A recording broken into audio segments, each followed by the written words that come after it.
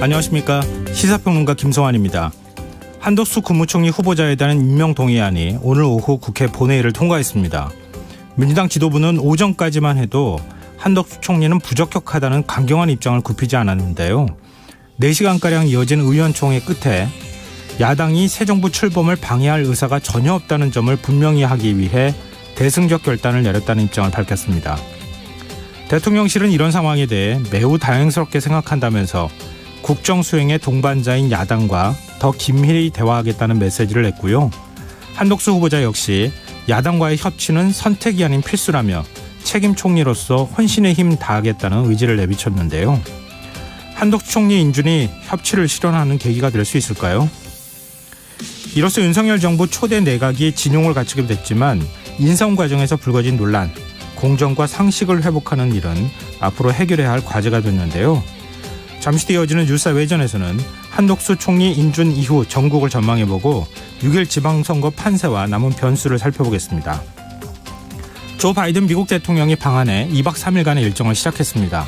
바이든 대통령과 윤석열 대통령은 조금 전 평택 삼성 반도체 공장에서 첫 만남을 가졌는데요. 내일로 예정된 한미 정상회담에선 과연 어떤 의제들이 논의될지 더 깊이 있게 들여다보는 인터뷰 시간에 전문가와 이야기 나눠보겠습니다. 김성환의 시사에는 청취자 여러분들의 관심과 참여 기다립니다. 방송 내용과 관련해 의견 있으신 분들은 문자 보내주십시오. 당첨된 분들께는 모바일 상품권 보내드릴 텐데요. 참여하실 번호는 샵 9730이고요. 짧은 문자는 50원, 긴 문자는 100원의 정보 이용료가 부과됩니다. 콩 게시판을 통해서도 무료로 참여하실 수 있고요. 콩 어플리케이션과 KBS 라디오 유튜브 채널을 통해서도 저희 방송을 실시간으로 시청 또 참여하실 수 있습니다. KBS 1라디오 김성환의 시사야. 그럼 지금 시작하겠습니다.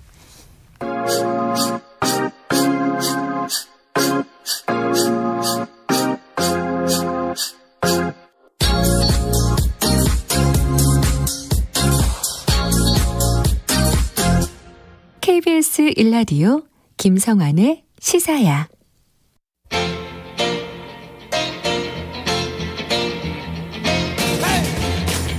한 주 동안 있었던 뉴스 가운데 우리가 조금 더 깊이 들여다봐야 할 이슈를 짚어보는 시간입니다. 뉴스 외전 늘 함께 하시는 패널 두 분 소개해드리겠습니다. 배종탄 인사이트K 연구소장 자리하셨습니다. 안녕하세요. 안녕하십니까. 김민아 시사평론가 모셨습니다. 안녕하세요. 안녕하세요. 네. 오늘 속보로 들어온 소식부터 얘기를 해보죠. 네. 오늘 국회에서 한덕수 국무총리 후보자 임명 동의안이 가결됐는데요. 이게 지금 민주당에서 원래 당의 의총을 통해 가지고 논의를 하겠다 이렇게 얘기를 했을 때만 해도 그렇죠. 자유투표를 할 가능성이 있지 않겠느냐 이런 얘기가 나왔는데 당론으로 인준을 하기로 결정을 했어요. 혹시 두 분 이런 결과 예상하셨습니까? 저는 예상을 했고 제가 이제 결과가 나와서 말씀드리는 게 아니라 제 방송을 다시 보기를 하면은 확인이 가능합니다. 제가 이걸 허위로 말씀드릴 수는 없는 거기 때문에 의심하지는 않았어요. 5월 초에는 제가 부결될 거라고 말씀을 드렸고요. 방송에서. 그다음에 지난주 후반과 이번 주 초에는 제가 가결될 수밖에 없을 가능성이 열려 있다. 그런 이유는 뭐냐면 그냥 설명을 드리면 우리 청취자분들이 이해를 하실 거예요. 시간이 지연된 겁니다. 네네. 그러니까 이게 정치에서는 타이밍이 얼마나 중요하냐 더불어민주당이. 그러니까 청문회를 우리 시간에서도 제가 지난 시간 지지난 시간에 말씀드렸을 거예요.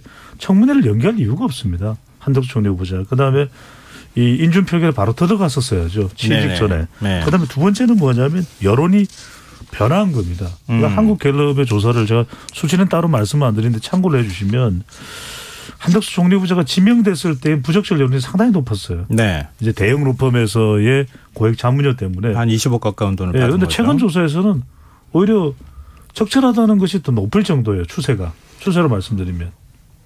추세상으로 그렇게 됐다라는 걸 말씀을 드리고요. 확인하시면 되는 거니까. 그다음에 저는 5.18입니다. 5.18이 윤석열 대통령과 국민의힘이 대거 방문하면서 주도권을 쥐어버린 거예요. 그런데 이것보다도 후에 20일 날 인준 표결이 있으면 뭐가 됩니까? 지방선거에 엄청난 부담이 되다 보니까 이재명 위원장이 이야기했잖아요. 인준하자. 그렇게 된 겁니다. 네.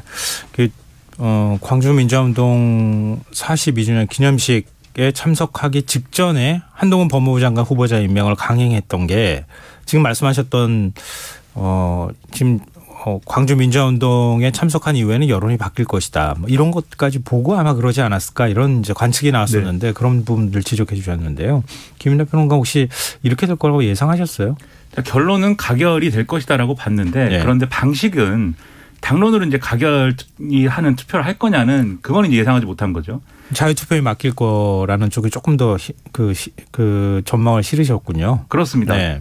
왜냐하면 이제 부담 가결하자 이렇게 당론으로 정하는 것도 지지층의 반발이나 이런 것들이 우려가 되는 부분이 있기 때문에 네. 자유투표를 했는데 뭐 의원들이 이제 그런 의견이어서 어쩔 수 없었다 뭐 이렇게 가지 않을까 싶은데 그렇게 생각을 했었는데 가결로 당론을 정했어요. 근데 이렇게 된 거는 두 가지가 있는 것 같아요. 첫 번째는 지금 배종찬 소장님 말씀하신 이유들 때문에 지방선거 영향까지 고려를 하면 그리고 지방선거에서 현장에서 지금 후보로 나가 있는 사람들이 대체적으로 가결이 필요하다라고 얘기를 하니까 지도부는 그러면 이제 가결 쪽으로 가야겠다라고 이제 판단을 한 것 같은데 네. 그러면 이제 자유투표를 했을 경우에 가결이라는 결과가 나온다라는 보장이 있어야 되잖아요. 근데 지금까지의 정치적 맥락은 이 한동훈 후보자 이 장관 임명 강행한 것도 그렇고 최근에 검찰 인사도 그렇고 여러 가지 맥락을 봤을 때 의원들이 또 이 그냥 자유투표 맡겼을 때 가결이라는 결과가 나올 것이냐 장담할 수 없는 상황이 됐었던 거라고 저는 봅니다. 지금 네. 생각을 해보면. 그러면은 결국 자유투표를 했는데 부결이 나왔다라고 하면 이건 그냥 당론으로 부결해서 관철시키는 것보다도 더 사실은 좀 이상한 모양새가 되지 않습니까? 그렇기 때문에 아예 그러면 할 거면 당론으로 정해서 가결 투표를 하는 것이 찬성 투표를 시키는 게 맞겠다. 이렇게 지도부가 판단을 한 것 같고 네. 실제로 표결 결과를 보면은 본회의 안 간 의원들도 있고 반대도 꽤 있었거든요. 네. 그런 걸 보면 당론도 100% 관철은 안 된 거다. 그래서 이런 점들이 종합적으로 고려됐다라고 보입니다. 네. 근데 이번 이제 초대 내각 인선 과정에서 네. 사실 도덕성 논란은 끊이지 않았어요. 그렇죠. 자격 미달이다. 뭐 이렇게 지금 야당 쪽에서 했던 후보자가 5명 정도 됐던 것으로 기억하고 있는데요. 한덕수 국무총리도 이제 국무총리가 됐으니까 네. 국무총리도 사실은 회전문 인사라고 지적을 받기도 했고 네. 뭐 20억 가까운 자문료를 받았다고 하는데 자문은 4건밖에 하지 않았다. 뭐 사실 처음 여론은 별로 좋지를 않았단 말이에요. 물론 이후에 피로감 때문에 점점점 인준해줘야 된다 이런 쪽으로 기울어져 가고 있었던 건 사실이지만 근데 윤석열 대통령도 임명을 자꾸 강행하는 이런 모습을 네. 보였단 말이에요. 그러니까 민주당도 좀 무기력한 모습을 보였고 윤석열 정부도 협치하는 모습은 좀 안 보였던 거 아니냐. 이런 이제 양쪽의 모습들이 다 있었던 것 같아요. 그렇죠. 강대강 대치 국면이고 윤석열 대통령이 이 인사 부분에 있어서는 논란과 의혹이 지금 끊이질 않고 있는 겁니다. 아직 완전히 일단락된 게 아니에요. 네. 그래서 국정 지지율에도 상당한 부담으로 지금 작동되고 있는 것이거든요. 그렇다면 왜 이렇게 강행을 할까? 밀리지 않겠다는 거예요. 여소야대 전국에서. 그리고 슈퍼위크 이번 주가 슈퍼위크거든요. 네. 슈퍼위크 일정상을 보면 그냥 밀어붙이지 뭐 이런 판단이 나올 법한 것이 지금 한동훈 법무부 장관 임명했죠. 이거는 뭐 임명한다고 누구나 다 알았던 겁니다. 혹시 더불어민주당이나 더불어민주당 국회의원들이 몰랐을까요? 이건 국민들이 윤석열 대통령의 태도를 보면 다른 사람은 몰라도 한동훈 법무부 장관은 무조건 임명이거든요. 네. 그렇다면 제가 말씀드리는 게 계속해서 일정이 지연되고 뭔가 정치적인 반전을 못 가져가니까 민주당이 오히려 지지율이 더 내려가고 있는 상황이니까 이 인사 관련 논란에서 응집된 반격이 안 되는 겁니다. 그러니까 그냥 네. 그냥 가자. 근데 여기서 굉장히 흥미로운 사실 제가 말씀드리고 싶은 건 뭐냐면 그래 이렇게 밀어붙이니까 더불어민주당이 꼼짝 못하거나 천만의 말씀 이렇게 가면 큰일 나요. 왜? 이 피로감이 국민들의 여론이라는 것은 또 나중에 반영이 됩니다. 네. 자, 정호영 후보자 그래? 괜찮네. 그냥 임명해도 상관없겠네. 윤재선 비서관 별 문제 없겠네. 바이든 대통령의 옹토고 내 지지율도 올라가고 윤석열 대통령이 이렇게 판단하면 안 돼요. 네. 왜냐하면 이건 언젠가는 또 다시 돌아옵니다. 그래서 지금도 더불어민주당이 워낙 무기력하게 대응되고 있기 때문에 그냥 순순히 이게 넘어가고 있는 상황이지만 네. 정호영 후보자나 윤재선 비서관에 대해서 제대로 조치하지 않으면 이게 적어도 저는 2개월 뒤에 3개월 뒤에 곧 돌아옵니다. 네, 사실 뭐 결과론적인 얘기일 수도 있겠지만 이 정치에서는 먼저 앞서서 이렇게 끌고 나가는 게 중요하잖아요. 판세를 만들어가는 것도 중요하고. 그렇죠. 근데 민주당이 차라리 이런 결과를 만들 것 같았으면은 한덕수 국무총리 후보자 먼저 인준해주고 그리고 난 다음에 협치의 모습을 보여라. 이러면서 부적격한 장관들 스스로 사퇴시키거나 아니면 낙마해야 된다 이렇게 주장했더라면 차라리 낫을 뻔했다. 그 말씀이에요. 뭐 그런 생각도 들어요. 이 결과론적인 얘기긴 하지만. 저 민주당 대응이 상당히 아쉬운 점들이 많은 게 오늘 이 한덕수 총리 후보자 이제 가결시켜준 것도 입장을 낸 걸 보면은 결국 지지자들에게 사과를 한단 말이에요. 민주당이 부적격한 인물인데 우리가 막아내지 못해서 죄송하다. 근데 가결 투표를 해놓고 이제 부적격한 인물 막아내지 못해서 미안하다라고 하는 게 사실 앞뒤가 좀 안 맞는 것처럼 들리죠. 그런데 그동안의 민주당의 대응을 보면은 사실 초반에 이제 인사 이렇게 뭐 지명이 되고 쭉 이제 인사와 관련된 여러 가지 논란이 나올 때 그때 민주당이 제가 볼 때는 지금까지 오면서 크게 두 가지 계기로 이 인사 논란에서 제대로 대응하지 못했다고 생각을 하는데 첫 번째가 이제 검찰 수사권 폐지 그 국면이었습니다. 그 국면에서 사실은 인사 문제하고 집무실 이전 문제 이런 불통 문제를 가지고 이제 쭉 밀어붙이는 이런 이 장면을 만들면서 집중력을 발휘했으면은 인사들이 대단히 부적격하다는 게 계속 이제 여론에 어필을 하고 그 결과로서 이 한덕수 총리 후보자에 대해서도 더 강경한 입장을 가져올 수 있었다고 좀 보거든요. 네. 그런데 이제 초반에 이제 이슈가 분산이 되고 오히려 검찰 수사권 축소에 대해서는 윤석열 이 정권이 할 말이 더 많게 만들어져 버리는 바람에 그래서 이제 꼬인 부분이 초반에 있었다고 보고 그걸 지나고 나서 사실 계기는 한동훈 이 후보자 청문회였어요, 사실. 거기서 이제 좀 더 체계적으로 그리고 그쵸. 정확하게 아픈 데를 확 찔러서 예를 들면 이제 정말 저거는 뭐 윤석열 대통령이 아무리 임명하고 싶은 마음이 강해도 국민들이 볼 때는 절대로 안 되는 인사로구나 이런 거를 증명을 했다면 그러면 이게 또 국면이 달라질 수 있었을 텐데 그게 아니고 이제 실수만 부각되고 막 이래버렸잖아요. 네. 그러니까 이 두 가지 국면에서 민주당이 안이하게 대응한 것이 결국은 한덕수 후보자 인준하는 이 어떤 맥락에 있어서도 이 지지자들에게 사과를 할 수밖에 없는 그런 상황이 된 것이기 때문에 이런 부분과 관련돼서는 제가 볼 때는 여러 가지 당의 어떤 전략이라든가 다시 중심을 세우는 문제라든가 이런 것들을 가다듬어야 된다 이렇게 생각이 됩니다. 네. 좀 뼈아프게 들어야 될 부분이긴 할 것 같아요. 그럼요. 왜냐하면 야당도 사실 제 역할을 좀 해줘야 될 필요도 있는 거거든요. 견제라는 게 야당의 기본적인 뭐 본연의 어떤 역할이기도 할 테니까요. 막무가내로 견제하면 또 안 되겠지만. 능력과 실력을 보여야 되는 것이 이게 여대 야소가 아니고 여소야대 아니겠습니까? 그렇죠. 그러면은 거대 야당에 대한 능력이라는 것은 결국 숫자가 아니라 실력이거든요. 그러니까 바로 그 부분이 지금 보이지 않는 것이 지지율로 나타나는 겁니다. 네. 근데 이건 짧게 좀 여쭤보고 싶은데 정호영 후보자 어떻게 할까요? 자진 사퇴하는 쪽으로 정해야 되겠습니까? 저는 그게 정상적인 수순이라고 보거든요. 그냥 제 분석으로는. 네. 그런데 지금 윤석열 대통령이 관련된 발언을 하고 있는 거 보면 임명하는 거 아닌가 싶기도 해요. 그러면은 윤석열 대통령이 오히려 역풍을 그러니까 윤재선 비서관에 대해서도 뭐 대응이 있나요? 그러니까 바이든 대통령이 훅 하고 오니까 그냥 평택 공장에서 공동 연설 또 평택 공장 반도체 시설이 관람하고 그런 식이지 전혀 그런 관련되는 발언이 안 나오거든요. 심지어는 김대기 비서실장으로부터 안 나오고 그러니까 윤재선 비서관은 그냥 유야무야 넘어가는 겁니다. 그렇다면 그런 관점에서 본다면 정호영 이 후보자의 경우에도 지금 이렇게 오랫동안 끌어왔는데 사퇴를 시킨다? 그것도 납득이 안 되고 사퇴를 안 시키는 것도 납득이 안 되고 이래저래 다 납득이 안 되는 거죠. 네. 김민하 프로는 어떻게 보세요? 제가 볼 때는 이제 윤석열 대통령의 내심은 정리하고 싶은 마음이 없는 것처럼 보여요. 왜냐하면 어제까지 보도를 보면은 그건 일종의 정치적 거래다. 그런 거래하고 싶지 않다. 이렇게 얘기를 하는 것으로 이제 보도가 됐는데 그런데 지방선거에 미칠 영향이나 이런 걸 고려해 볼 때는 국민의힘의 입장에서는 가만히 있을 수가 없겠죠. 그래서 윤석열 대통령에 대한 설득도 시도를 하겠지만 결국은 정호영 후보자에 대해서 자진 사퇴를 해달라는 설득을 계속 할 거라고 저는 보이고요. 그리고 대통령실의 참모들도 그런 방향으로 설득을 할 거여서 윤석열 대통령이 아무리 이제 정호영 후보자를 임명을 하고 싶어도 본인이 그만둔다고 하면 그건 어쩔 수 없는 거 아닙니까? 제가 기억하기로는 보수 언론에서도 자진 사퇴가 필요하다는 사설을 뭐 2번인가 썼거든요. 그런 거를 근거로 해서 아마 정호영 후보자에게 더 이상 대통령에 누를 끼치면 안 된다라고 하는 어떤 그런 설득이 주말 정도에는 좀 이루어지지 않을까 생각합니다. 앞서 이제 민주당의 전략 부재, 무능력 이런 부분들 지적해 주셨지만 거꾸로 얘기하면 또 이런 상황까지 와서 한덕수 국무총리 후보자 인준까지 했는데 근데 정호영 후보자 난 내 뜻대로 인사할 거야. 이렇게 해버리면 모양이 참 이상해지지 않을까. 역풍이 불 겁니다. 그거는. 네. 근데 그런 생각도 좀 들긴 하는데요. 말씀하셨던 것처럼. 또 앞으로 이제 전국이 어떻게 흘러갈 것이냐 이게 중요하지 않겠습니까? 지금 이른바 이제 검사나 검찰 수사관들이 청와대 지나치게 많이 들어가 있다. 뭐 다른 요직에도 마찬가지고요.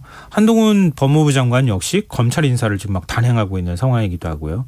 뭐 이른바 민주당 쪽에서는 검찰 공화국이 된다 이렇게 얘기를 하고 있는데 이런 가운데 백윤규 전 산업통상부 장관 이 집과 연구실을 압수수색을 한다던가 이게 문재인 정부를 겨냥하는 듯한 수사 그리고 이재명 지금 후보를 겨냥하는 듯한 수사들이 확 속도가 붙기 시작하는 모습들을 보인단 말이에요. 이 오히려 전국을 풀어나가기 굉장히 어렵지 않겠습니까? 이렇게 하면. 그렇죠. 그래서 지금 한동훈 법무부 장관 이후에 정권 합동수사단도 부활이 된 거고 그러니까 문재인 정부에서 자천됐던 인사들이 다시 좋은 자리로 특히 수사의 핵심적인 요직으로 특수부 중심으로 재편이 된 거죠. 네네. 그리고 반대로 문재인 정부에서 중용됐던 이 조국 전 장관이나 추미애 전 장관에 의해서 중용됐던 사람들이 이른바 법무연수원의 대거 자천 발령이 난 것이거든요. 네. 그러니까 저는 이걸 뭐 정치적 성향에 따라서 보는 시각은 다를 거예요. 그러니까 한동훈 법무부 장관은 잘못됐던 인사를 바로잡는 것이다라고 이야기를 하고 있고 오히려 정치 검찰이 더 주목받았던 건 문재인 정부 아닌가 이런 정치적 발언을 내놓거든요. 저는 이 시점이 굉장히 중요하다고 봅니다. 왜냐하면 자칫 잘못하면 이게 정치 보복이나 또는 정치 수사가 되는 것 아니냐로 오해 사기가 십상일 것 같아요. 그러니까 백윤규 전 산업부 장관 경우에도 지금 소환이 임박됐다는 이야기가 나오고 이 내용이 뭐냐면 2017년 9월경이니까 이제 새 정부가 들어서고 한 4개월여 뒤인데 네. 기존에 이제 우리가 한국전력 산하 관련 기관에 있던 장들이죠. 기관장들이죠. 남동발전이나 그러니까 여기 있는 사람들이 이제 사퇴하도록 퇴임하도록 압박을 가했다. 이 논란 그 네네. 블랙리스트거든요. 그런데 저는 이렇습니다. 이게 관련 수사도 진행됐고 그 수사가 일단락된 것으로 이제 발표도 됐었던 것을 다시 뒤집어서 수사한다. 그러니까 잘못된 게 있다면 수사해야 되겠죠. 네. 그런데 자칫 지금 이 진행되는 상황들을 본다면 이거 자칫 윗선까지 겨냥한 거 아니냐. 그러면 이 수사가 지금 뭐 이재명 선대위원장과 관련된 수사도 확대된다. 저는 다분히 이게 자칫 잘못하면 이 국민들이 볼 때는 정치 수사다 보복 수사다라고 인식될 수도 있을 것 같아요. 그래서 저는 이 시점에서 중요한 게 한동훈 법무부 장관도 그렇고 윤석열 대통령도 그렇고 우리는 절대 정치 보복과 그런 수사는 없다. 명시적으로 밝히겠다. 저는 그 이야기를 해야 된다고 봅니다. 네. 그런 면에서 이제 동감을 하면서 두 가지를 말씀드리고 싶은 게 한동훈 장관은 언행을 유의해야 됩니다. 이게 국회에서 발언을 하면서 누가 봐도 그런 식으로 얘기를 하면은 이거는 한동훈의 복수혈전이에요, 거의.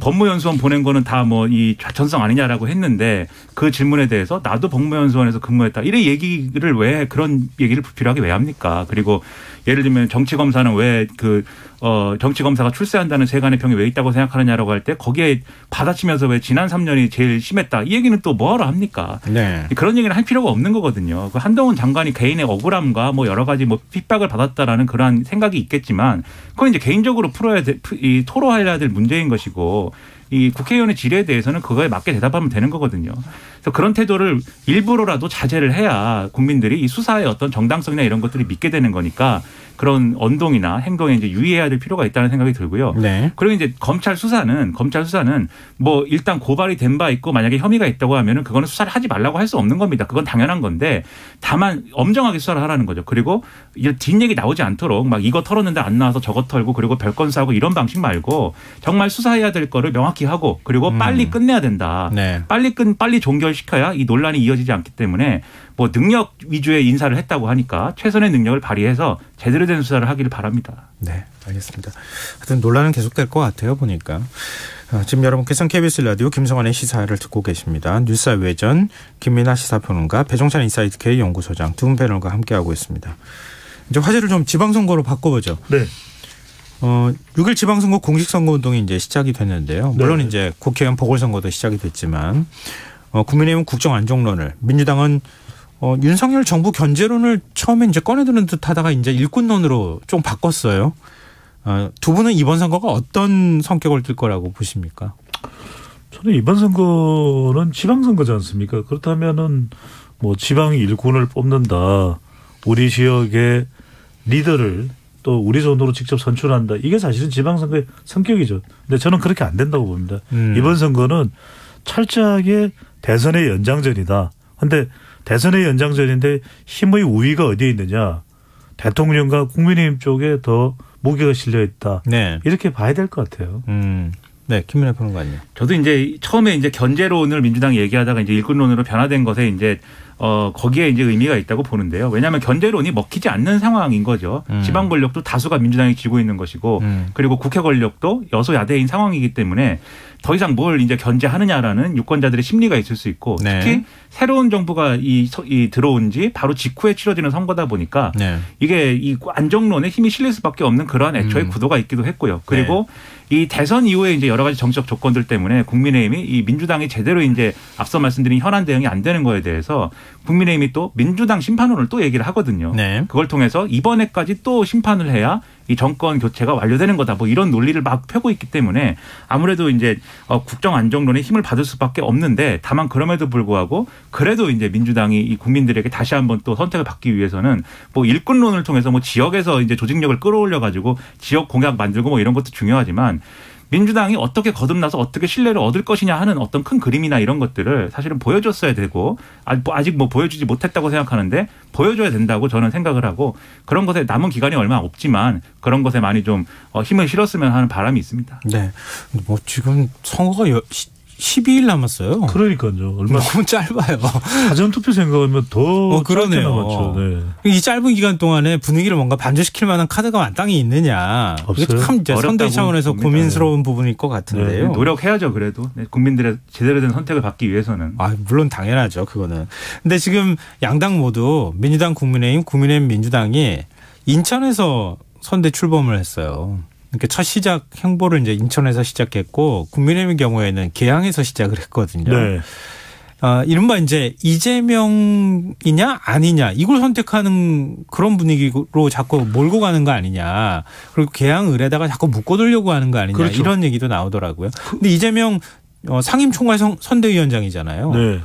어찌 보면 수도권은 좀 책임지고 바람을 만들거나 뭘 해야 되는데 그런 바람이 일고 있다고 보세요? 어렵죠. 어려운 이유는 뭐냐면 이재명 위원장이 할 수 있는 역할이 제한적이에요. 그러니까 지역구에서는 대선 후보이기 때문에 그래도 당선 가능성을 점쳐본다고 하지만 그래서 지금 국민의힘이 개항을 가는 이유는 뭐냐면 전력 총력을 기울인 이재명 위원장만 묶어두면 이번 선거는 거의 국민의힘이 사실상 승기를 잡을 수 있다 이런 판단을 하는 거예요. 네. 그런 이유는 뭐냐면 세 가지 이유입니다. 정당 지지율도 국민의힘이 높죠. 또 선거에서 중요한 게 구도인데 구도를 보더라도 국정 안정이 정권 견제보다는 더 힘이 실리죠. 네. 그다음에 지금 오늘 내일 모레 누가 가장 주목받습니까? 바이든이에요. 네. 그러니까 슈퍼위크라고 하는 이번 주에 한덕수 총리 후보자는 인준돼서 이제 총리가 됐죠. 바이든 대통령이 와서 우리 언론의 모든 주목을 받죠. 사실상 바이든 블랙홀이에요. 지금 후보자들이 별로 방송에서 조명을 못 받고 있거든요. 네. 그래서 저는 이 말씀을 드려야 될 것이 인천이 격전지가 아닙니다.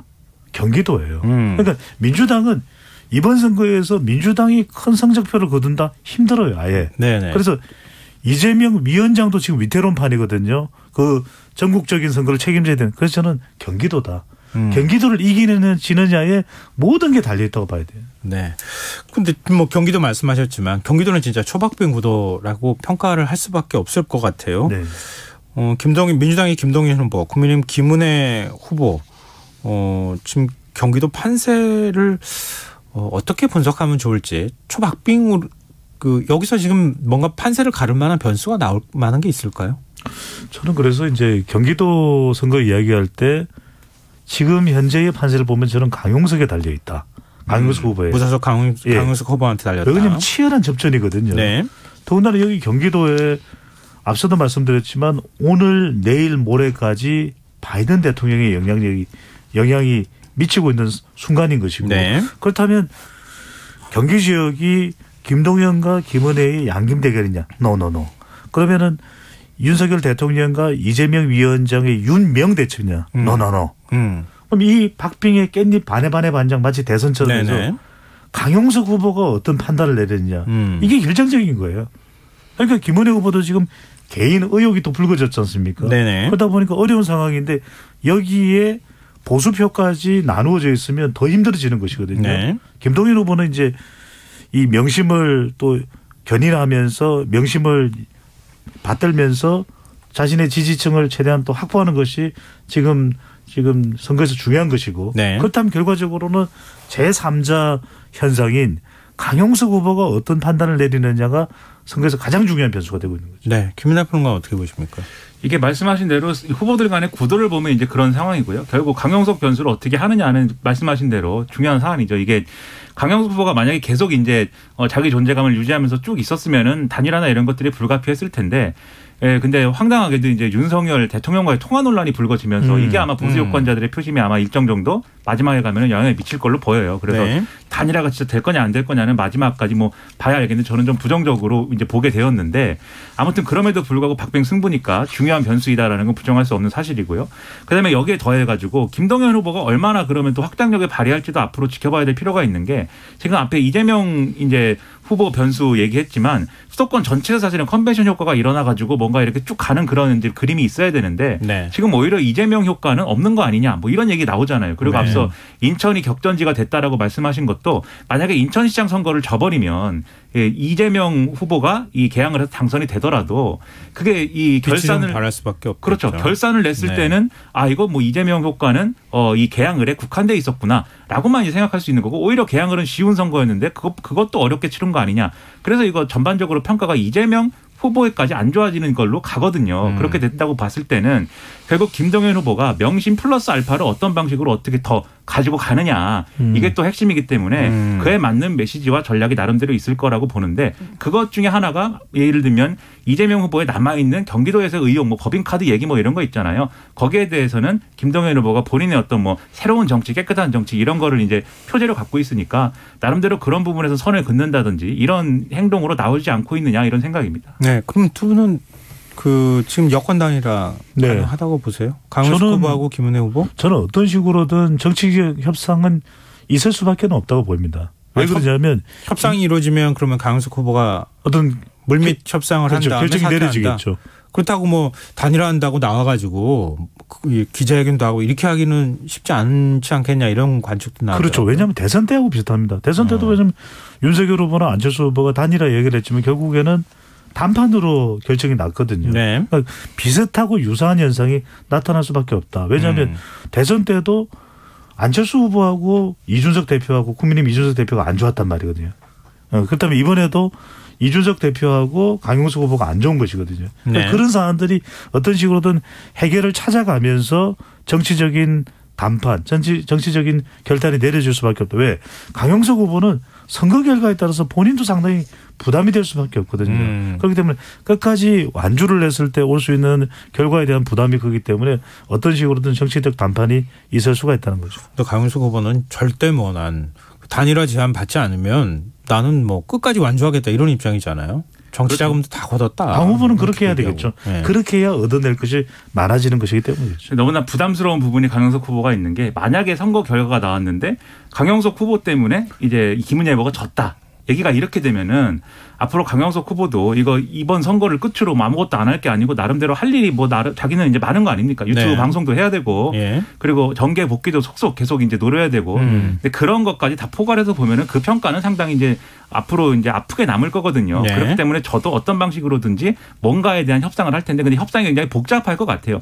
그냥 이를테면 그냥 뭐 사퇴해라. 그리고 나머지는 뭐 다음에 얘기하자 이런 방식으로 될 것인가는 좀 의문이고 이게 이준석 대표에 대한 문제제기 이런 게 다 섞여 있는 거잖아요. 강용석 후보에 그렇죠, 대한 문제는 복당 뭐 이런 윤리위 그런 것까지 포괄하는 무슨 얘기를 해야 될 텐데 뭐 이게 커튼 뒤에서 할 거니까 아마 예측하기는 좀 어려운 것 같습니다. 네, 알겠습니다. 근데 앞서 잠깐 뭐 말씀하셨지만 김은혜 후보가 과거 KT 임원이었을 당시에 자신의 지인의 부정 취업을 청탁했다. 뭐 이런 논란이 휩싸였는데 이것도 진실 공방이 벌어지고 있어요. 근데 진실 공방을 떠나서 일단 추천을 했느냐 이 부분에 대해서는 김은혜 후보가 인정을 했고 네. 다만 이제 추천을 했을 때의 추천에 뒤따랐던 내용도 뭐 자격이 되면은 합격이 되는 것이고 자격이 안 되면 안 되는 단순히 추천을 했을 뿐이다. 그리고 실제 결과는 또 불합격을 했거든요. 네. 그래서 취업이 된 건 아니기 때문에 그것으로 부당했다. 또 부정의한 행동이었다. 이렇게 단정되는 건 곤란하다. 이게 이제 김은혜 후보의 항변이거든요. 그런데 네. 영향을 미칠 수밖에 없죠. 왜냐하면 이것 자체가 추천을 했다는 사실만으로도 MZ세대나 또는 여성이나 중도층들이 영향을 받을 수가 있다고 봐야 되겠죠. 뭐 경기맘인데 맘이라고 그동안에 얘기했는데 아이는 경기도에서 지금 키우지 않고 외국에 있다고 그러죠. 네, 뭐 그런 것부터 시작해서 좀 논란이 조금 있어요. 보니까.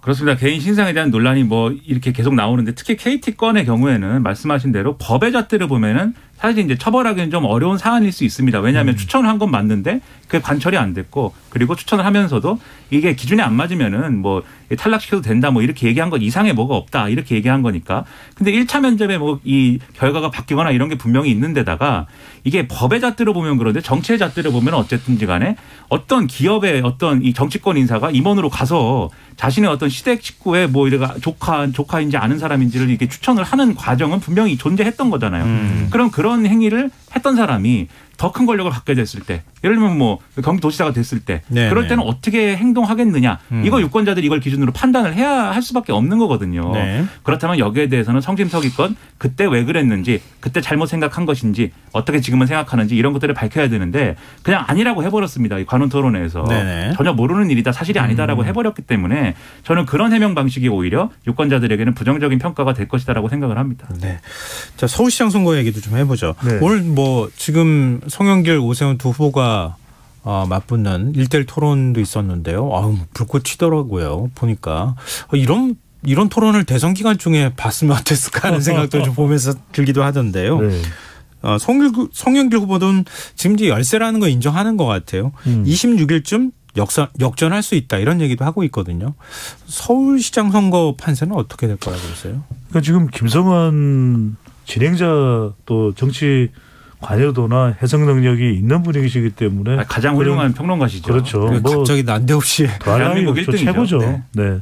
근데 이제 그래서 토론도 보시고 이제 관심도 가지시고 분석도 하시지만 과연 서울 시민들이 그럴까?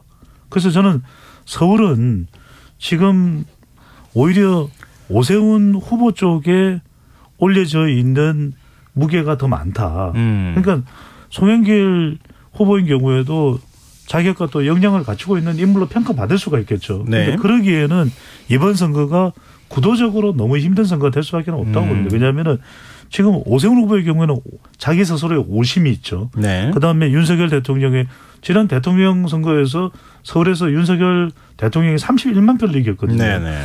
윤심이 있죠. 여기에 또 부심이 있습니다. 부동산 부심. 여기에 뭐냐 또 하나 추가됩니다. 뭡니까? 바심. 뭔지 아시죠? 바심. 바이든. 아니, 바이든에 굉장히 주목을 하시는군요. 아니 주목을 할 수밖에 없는 것이 네네.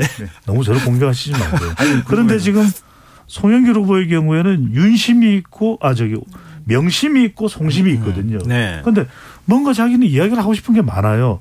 그런데 오늘 내일 모레 금토일이 다 바이든의 이야기로 묻혀버린다는 거죠. 저는 이 이야기를 드리는 겁니다. 네. 잘 되려면 배심과 완심이 있어야 됩니다. 네. 김성환과 대종찬의 배심과 완심이 네. 있어야 돼요. 김민아는 하심은. 네. 저는 뭐. 김민아 평론가 얘기해 주십시오. 저는 이제 하급이어가지고 이게 그래. 서울 지금 말씀하신 이제 구도가 맞다고 보여. 그리고 여기 하나 더 하자면은 오세훈 시장이 현직이지 않습니까? 그래서 이 현직인 구도가 흔들리려면은 저 사람이 현직 시장을 하던 동안 뭘 잘못했다. 이게 이제 공격이 가능해야지 되는데 그렇게 공격하려고 보니까 지난 1년 반 정도는 한 게 없잖아요. 사실 보궐선거로 당선이 됐으니까. 그렇죠. 할 시간도 없었고 또 이제 서울시의회 다수가 민주당이다 보니까 내가 할 일 제대로 못했다라는 거고 공격할 거리를 굳이 찾자면 옛날에 이제 2번 서울시장 했을 때 그때 얘기를 해야 되는데 그건 또 너무 오래전이고 그러다 보니까 이 심판 여론이 작동을 안 해서 사실은 오세훈 후보에게 유리한 어떤 그런 조건들만 작동을 하는 판이어서 이거 쉽지 않은 선거이다. 그건 분명한 사실입니다. 아, 그렇군요.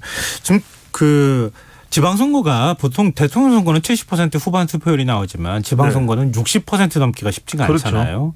지난 2018년 지방선거가 60.2인가 나왔더라고요. 네. 제가 기억하기로는. 이번에도 비슷할 거예요. 그러니까 그렇게 되면은 지금은 열세를 하더라도 대선의 2차전 성격도 일부 갖는 것도 있고 네. 그리고 조직세가 또 있을 수 있단 말이에요.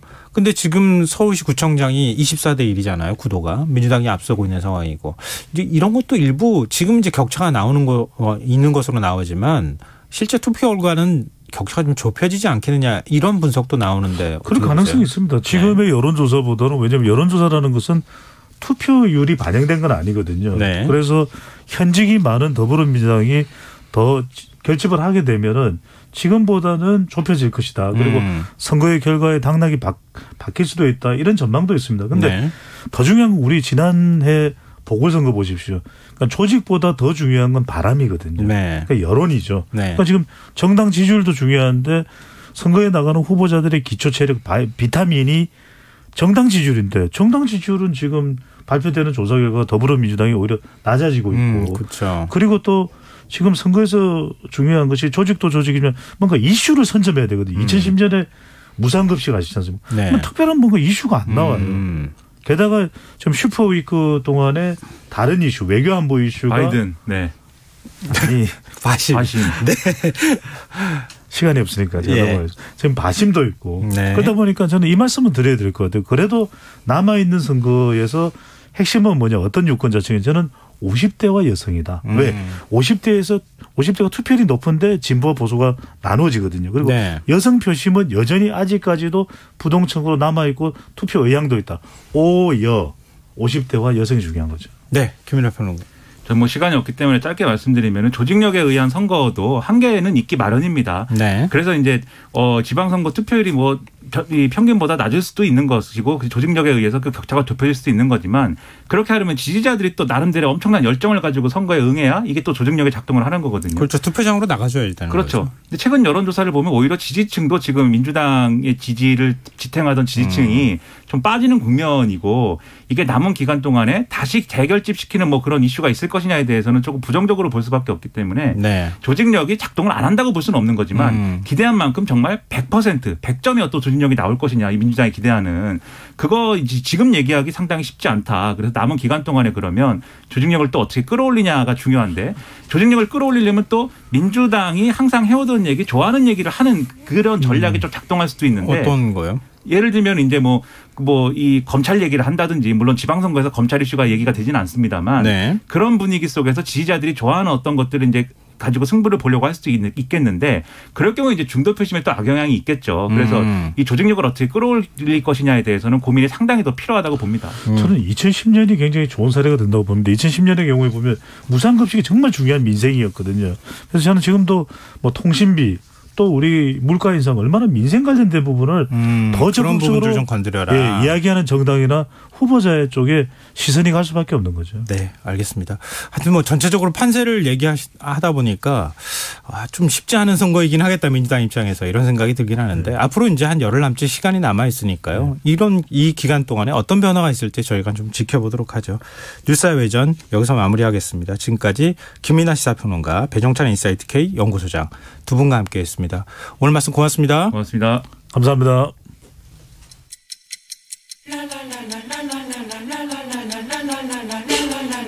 바쁜 당신을 위해 준비된 밤 시사야 시사평론가 김성환과 함께합니다. 오늘 바이든 미국 대통령이 방한했습니다. 그리고 내일 윤석열 대통령과 한미 정상회담을 가질 예정인데요. 주요국 정상과 첫 회담이자 윤 대통령의 국제 무대 데뷔전이기도 한 이번 회담에서 어떤 의제들이 다뤄질지 김현욱 국립외교원 교수 연결해서 얘기 나눠보겠습니다. 교수님 안녕하십니까? 네, 안녕하세요. 네, 오늘 바이든 대통령이 방한을 했는데요. 한국 대통령의 방미에 앞서 미국 대통령이 먼저 방한한 점, 또 일본보다 한국을 먼저 방한한 것을 두고 이례적이다라고 하는 평가가 나오는데요. 이건 어떤 의미가 있겠습니까? 글쎄 뭐 쿼드 정상회의가 일본에서 잡혀 있었기 때문에 임기 시작 후에 한 11일 만에 상당히 빠른 시기에 정상회담이 열리게 됐습니다. 그래서 뭐 한국 대통령이 뭐 미국을 방문하기 전에 뭐 상당히 운이 좋게 정상회담이 빨리 열리게 됐는데 네. 일본보다 한국을 먼저 방문하는 거는 상당히 의미가 있다고 봅니다. 왜냐하면 지금 한국에 대한 미국의 기대가 상당히 높거든요. 네. 그러니까 그동안 미국은 중국 견제와 지역 차원에서의 어떤 동맹 확대를 계속해서 한국에게 요구를 해왔는데 네. 박근혜 정부 때 박근혜 대통령이 중국 베이징 낙로에 올라가면서 중국 경사론이 일기 시작을 했고 네. 또 문재인 정부는 북한 이슈에만 상당히 몰입을 했기 때문에 뭐 미국과의 관계나 중국과의 관계는 상당히 등한시를 했거든요. 네. 그래서 이번에 윤석열 정부가 새로이 들어서면서 뭐 포괄적 전략 동맹을 실질화하겠다. 그리고 뭐 동맹을 강화하겠다, 복원하겠다 이런 얘기를 하기 때문에 아무래도 바이든 정부 입장에서는 한국과 한미 동맹이 새롭게 강화되는 거기에 대한 기대가 있을 수밖에 없고 그것은 결국은 한국을 먼저 방문하게 된 것이 아니냐 이렇게 생각을 합니다. 네. 오늘 방한한 바이든 대통령의 첫 일정 평택 삼성 반도체 공장 방문이었습니다. 그리고 22일엔 정의선 현대자동차그룹 회장도 만나는데요. 그동안엔 좀 안보 동맹에 주력했던 모습하고 좀 많이 다른 것 같다는 생각이 들거든요. 이거 어떤 의미가 있겠습니까? 미국 입장에서는 이러한 상당히 신기술 부분, 뭐 반도체라든지 뭐 배터리, 전기차 이런 부분이 이제는 미래의 경제를 좌지우지한다는 판단이 있는 거죠. 그러니까 지금 결국 그 미중 경쟁이 상당히 치열하게 전개되는 과정에서 바이든 정부의 대중국 정책이라고 하면 미국이 앞서가는 이런 첨단 산업 부문에서의 격차를 벌려놓겠다는 거거든요. 그래서 이제 그걸 위해서 이제 글로벌 공급망을 구축을 하기 시작을 한 것이고, 네.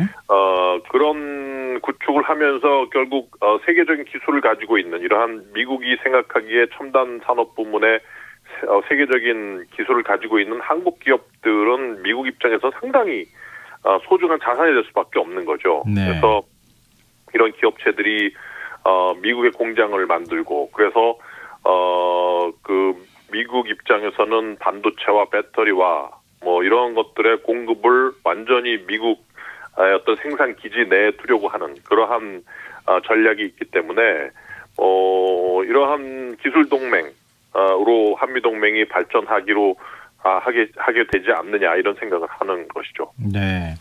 혹시 바이든 대통령이 11월 중간 선거를 의식했다 이렇게 봐도 될까요?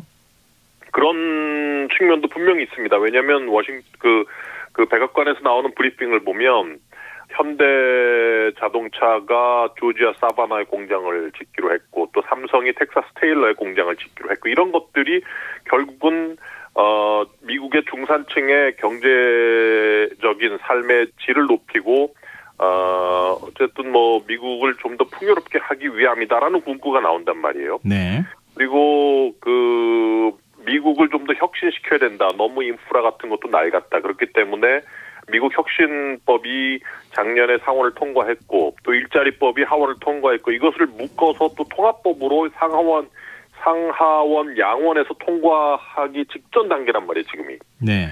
그래서 이러한 것들을 쭉 보면 바이든 대통령의 이러한 행보는 물론 뭐 중국 견제라든지 아니면 동맹을 강화해서 미국의 패권을 강화하려는 의도도 외교 정책적으로는 있지만 상당 부분 항상 국내 오디언스를 겨냥을 하고 있고 국내 정치적인 측면을 항상 보고 있는 것이 아니냐 이렇게 보여집니다.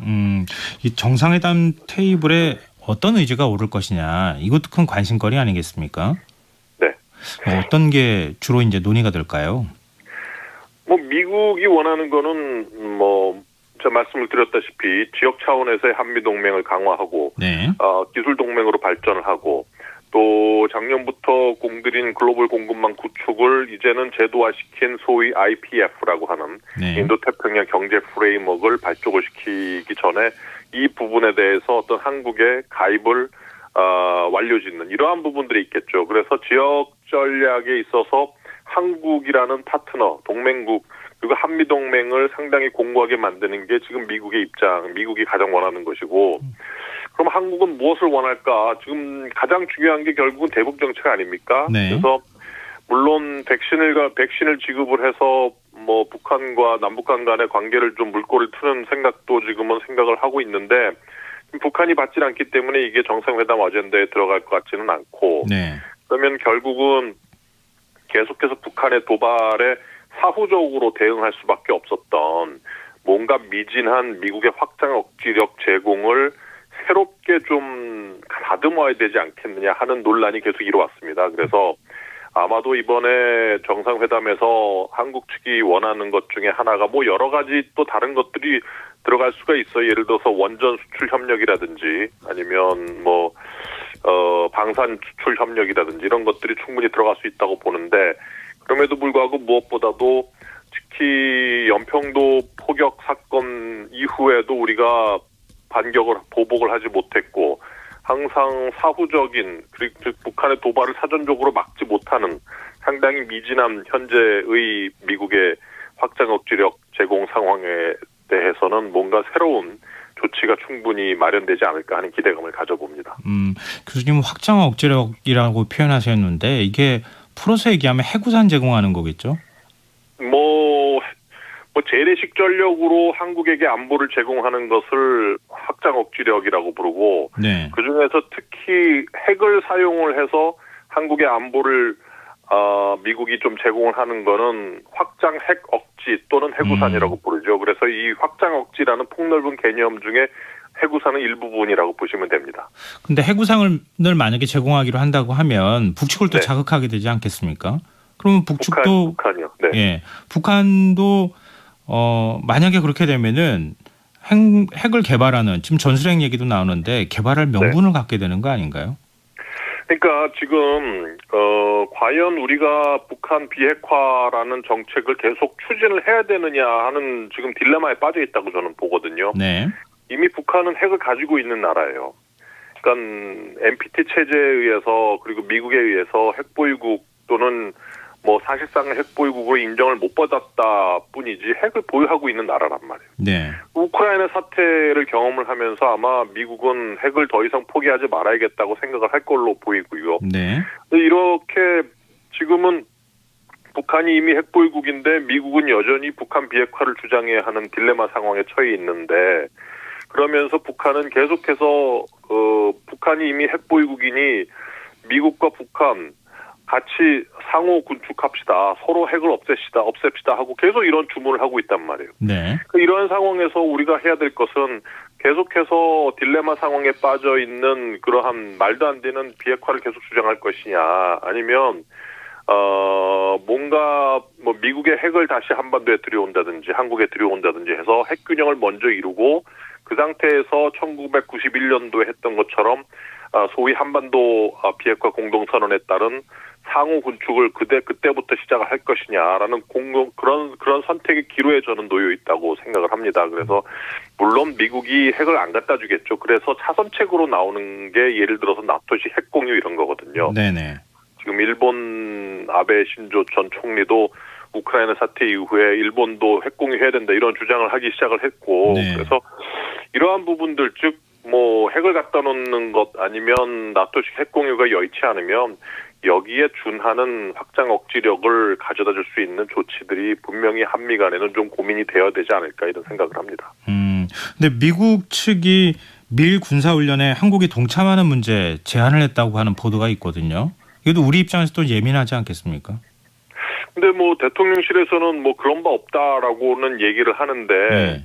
아마도 미국 입장에서도 이러한 얘기를 공식적으로 꺼내기는 쉽지 않을 거예요. 왜냐하면 중국이 상당히 민감해하는 부분 중에 하나거든요. 네. 그러니까 소위 그 문재인 정부 때 중국에게 약속을 한 건지 그게 뭐 의사 표명인지는 모르겠지만 소위 3불 1한이라고 하는 즉 사드 추가 배치 금지, 한미일 군사 동맹화 금지 그리고 미국의 미사일 방어 체제에 들어가면 안 된다. 이게 3불이고 네. 1한은 기존에 한국에 들어온 사드를 정상화하면 안 된다. 이게 1한이거든요. 네.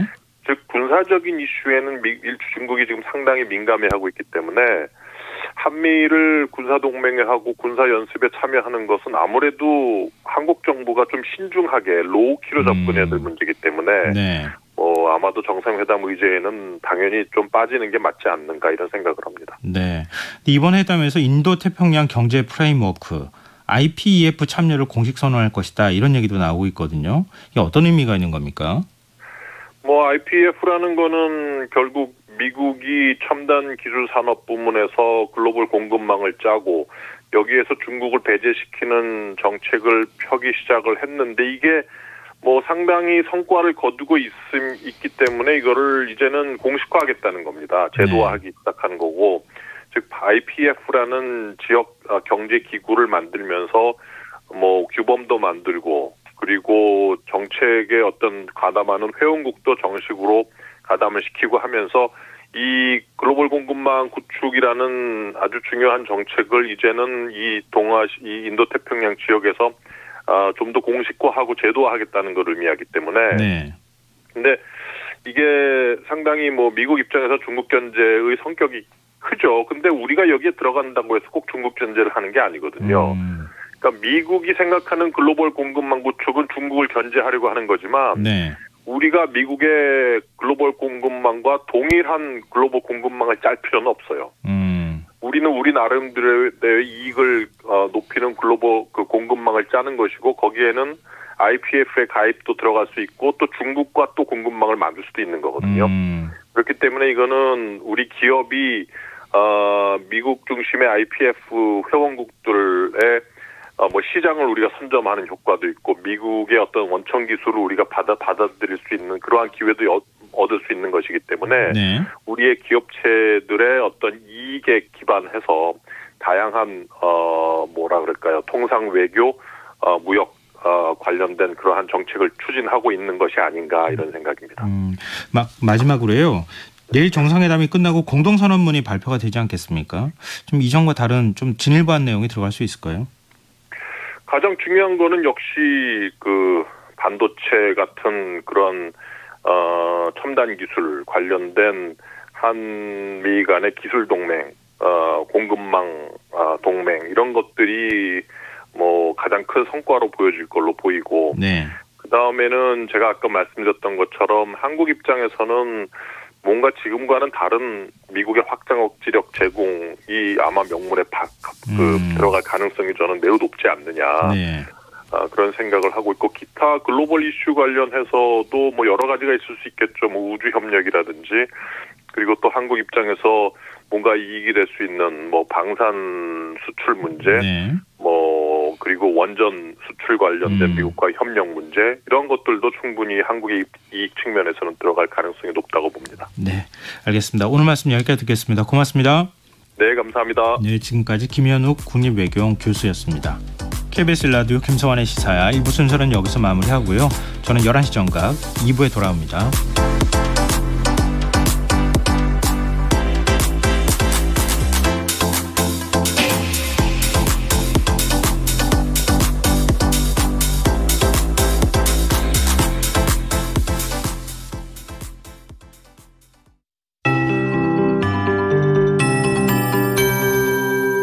KBS 58분 날씨.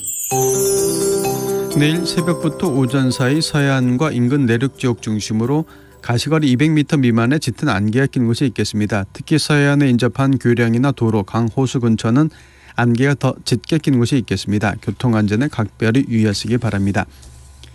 내일 전국이 대체로 맑은 날씨가 예상됩니다. 다만 새벽까지는 인천과 경기 남서부, 충남 북부 지역은 구름이 많이 끼면서 산발적으로 빗방울 떨어지는 곳이 있겠습니다. 오후에는 대기 불안정으로 강원도 산지와 전라도 동부, 영남 지역 중심으로 돌풍과 천둥, 번개를 동반한 소나기가 내리는 곳이 있겠고 일부 지역 우박이 떨어지는 곳도 있겠습니다. 예상 강수량 5에서 20mm입니다. 모레도 대체로 맑겠지만 강원도 산지와 경북 북동 산지에서 소나기가 예상됩니다. 내일 아침 기온은 세종 14도, 서울 15도, 광주 대구 16도, 부산 17도가 예상됩니다. 낮 기온 21도에서 30도가 예상됩니다. 순천 30도까지 오르겠고 대구 29도, 대전 광주 28도, 울산 27도,